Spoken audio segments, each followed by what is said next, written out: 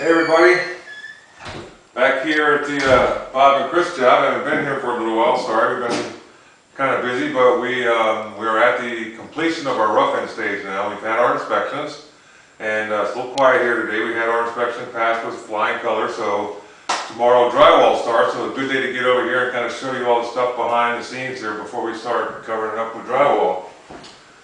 So, last time we were framed for our new fireplace unit. Now it is in, and you can see that we've got our ductwork all in, and it goes up and then it goes out. And this is all set for a fire up. We've got our gas line hooked up to it. You can see it down in here that we brought it up inside, so this is all set to go.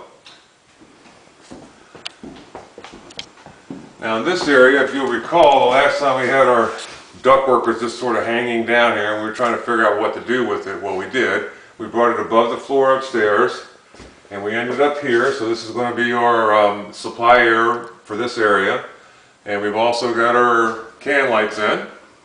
And that's all looking good here. So this is going to be a much nicer lit room.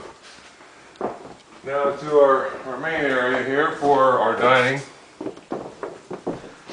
You can see this is where the old sink was, and again the beautiful picture window here, but you see we've capped off all of our plumbing, so it's all good and secure now. And this is where the old sink was.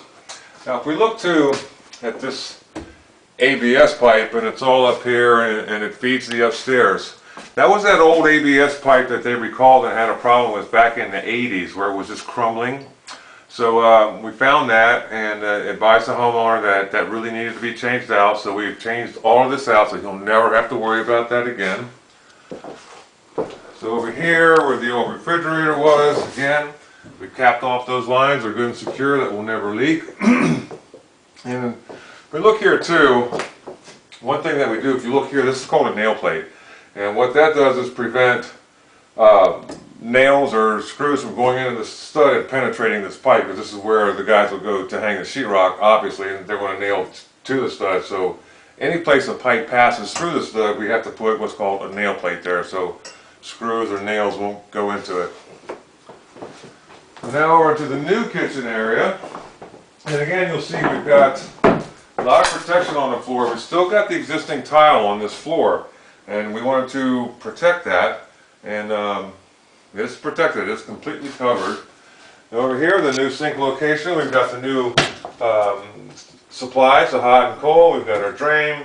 This is going to go to a water filter, and we had to re-shear the wall. We had all this plywood off, and again, it's a shear wall which takes care of the lateral stress of the house, and so it doesn't tip over this way. That's all nailed on according to the nailing patterns specified by the engineer. We've got our rough ends here. This is for our under cabinet lighting, our under cabinet power. We're actually going to have some strips that are mounted to the bottom of the wall cabinet, so there won't be any outlets in the backsplash. You'll see that at the end. It's really cool. And so we've got our cooktop's going to be here. We got our new gas line run. It's on test. Everything was fine. There's no leaks in it.